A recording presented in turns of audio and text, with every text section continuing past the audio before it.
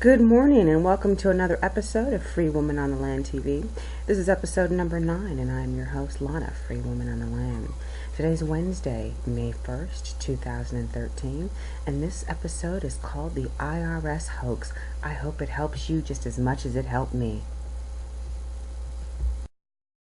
Sherry Peel Jackson. She is an ex-IRS agent, CPA, fraud examiner. She was working for the IRS. She was on the fast track to success there. She was doing very well, had received numerous awards for all of the work she did, and she realized that there is no law and that the biggest fraud was the IRS. I tried to be the best at whatever I did. So when I got to the IRS, I hit the ground running. My first year in 1988, I got the Fraud Award. It's a big Shaped in Georgia award for fraud. But I got numerous awards, and my biggest one is from the IRS commissioner himself back in 1995. It was Fred T. Goldberg. One of the things that I wanted to tip you off on as far as what the IRS does before I get into the story, they had, I don't know what they're doing now, but they had what's called a Market Segment Specialization Program, or MSSP. They would take different market segments, like ministers, and try to figure out how much money you were underreporting. Let's take beauticians, for example. I'm going to audit her beauty shop. She owns the shop and she has some people working there. Based on the assumption that the IRS has that people don't report all of their money, but they like to put all their expenses on there. So granted, all her expenses are on the tax return, and I figure out how many bottles of this and that she bought, I can calculate a dollar figure. So I'll tell Sophia, after it's all over and we're buddy-buddy, I just shock her and I say, well, guess what? It looks like, based on my calculations, that you really brought in $80,000, but you have $50 on the tax return. So here, you owe the IRS back $30,000. What would she do? She would sign off on it. I only had 2 cases in 7.5 years where somebody actually bucked at me. People are so afraid. The government and the media have gotten you guys so afraid of the IRS that you don't even buck them.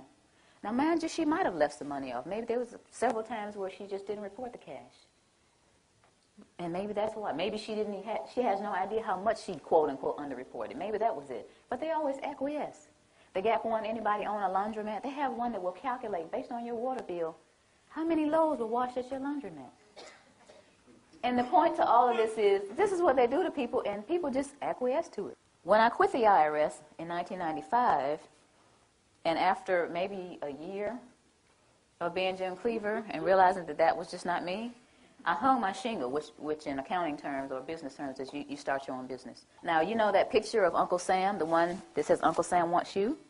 I used that same picture, and I had it really big, and I says, Uncle Sam wants your money, but I'm a former IRS agent. I'm going to show you how to get it back. You know, the people came running.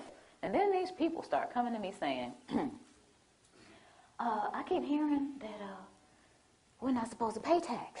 Or I keep hearing that the tax law is a fraud. And like I said, I was raised differently. I never would look at that person and say, you're a cuckoo. I wouldn't even think it. It was like, okay, you know, in this back burner back here, I would think to myself, okay, there's some people out there that actually think that the income tax doesn't apply to us, or it's a fraud, or it's being misapplied. But I didn't do anything about it because, remember, I'm rolling along with my little businesses and whatnot. So one night maybe in early June, one of my pastor clients called. It was night. It was about 9 o'clock at night. And she said, you know what? I think it was maybe a Wednesday night, after her Wednesday night service. She said, I've got this parishioner that just keeps bugging me about this income tax. She's talking about that we're not liable for the income tax, and she wants to talk to you. Can I give this lady your telephone number? And I said, okay. So maybe about 10 minutes later, this lady called me. She said, I have a question for you. Are we supposed to pay income tax or not? And I said, okay. Do you want the cuffed answer or do you want the real answer? She said, I want the real answer. I said, well, I really don't know. You know, even though I'm a former IRS agent, I haven't done the research, but I hear that there's a credible body of evidence out there that says that we don't owe income tax. I was okay. I mean, I took the information. I was sitting there listening like, okay. And, you know, I said, okay, this lady had a lot of information. I don't know where she got it from. So a few weeks later, she called me again, and she said, Miss Jackson, remember that information I told you on the phone? It's in the USA Today. Pull it up on the internet. Okay, so I got the USA Today. It was July 7th, 2000. And it says, Dear we the people, most citizens are not required to file an income tax return. The 16th Amendment to the Constitution is a fraud. And if you file, you waive your Fifth Amendment rights. I said, okay, that's some of the stuff she was saying. Now, this was a lot of reading. But I kept reading because I was very interested, you know, being a CPA and into fraud and all that. I wanted to see what was going on. So here in the third column, it says no one has been able to collect the $50,000 reward offered by Bill Conklin to anyone that can identify the section of the Internal Revenue Code that makes a typical worker liable for the income tax. I'm serious about winning this $50,000. Okay, so it's at my desk. Basically, I just shoved everything off my desk and got the codes out, the regulations out, the tax guide. I got on the internet to look at the Cornell University site, all these different things, and I started researching. And 2 weeks later, I said to myself, oh my goodness, we have a problem here. It doesn't look like I'm going to win this money. And I was sitting there at my desk thinking, this thing is a fraud. 2 weeks it took me to sit there and realize that. I didn't just look at the positive, I looked at the negative, I looked at the IRS site. All these things are going on. This thing is a fraud. To this day, Great Britain collects taxes from the United States via the IRS. The IRS isn't even an agency of the United States government. If you don't believe me, look up IRS Publication 6209.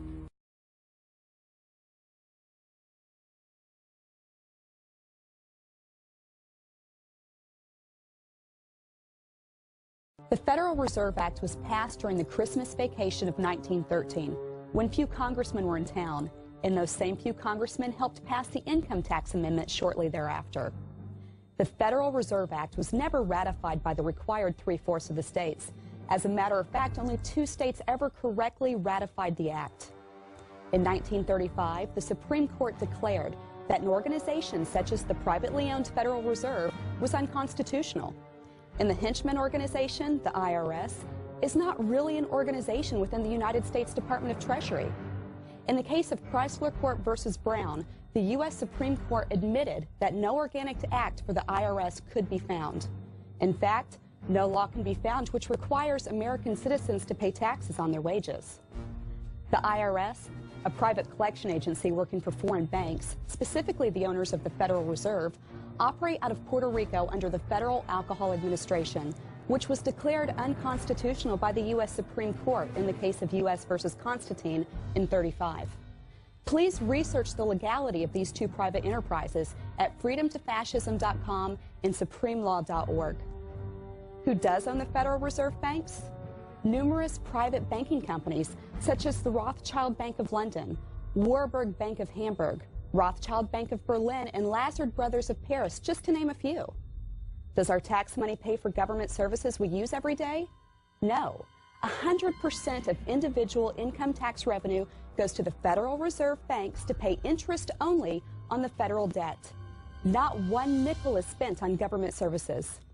Don't be fooled by empty promises of politicians or the lies of mainstream media. No hero is coming to give us our freedom back from these bankers. Only we can do that.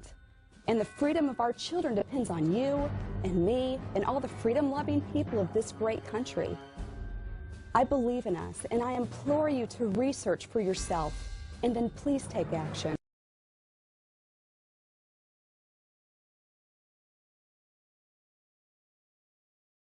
I was wondering why I never heard about all these Supreme Court decisions in the media.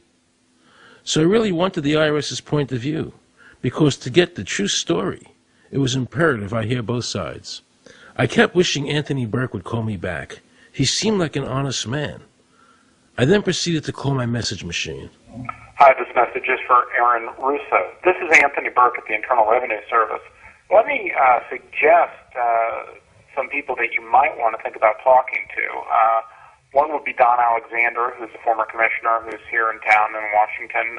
Another would be Sheldon Cohen, who is both a former commissioner and former chief counsel. All those guys, I think, can answer your question about, where in the tax law it says that you have to pay taxes. Wow, good news, I thought.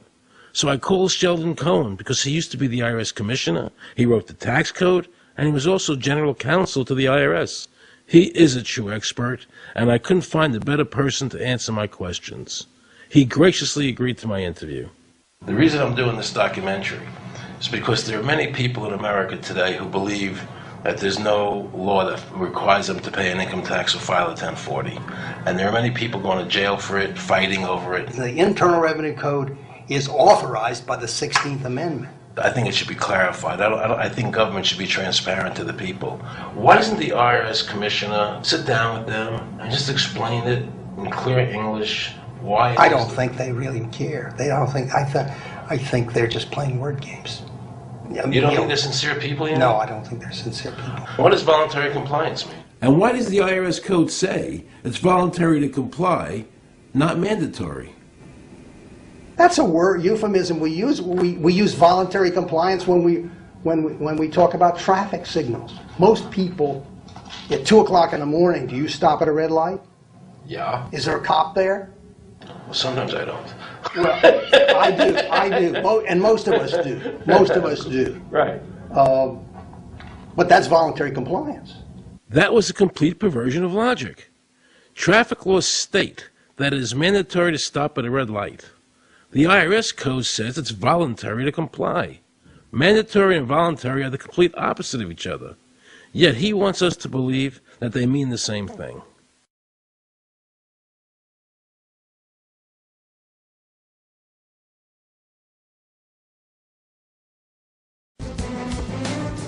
There is no constitutional basis for a tax on the wages of Americans living and working in the 50 states of the Union. Period.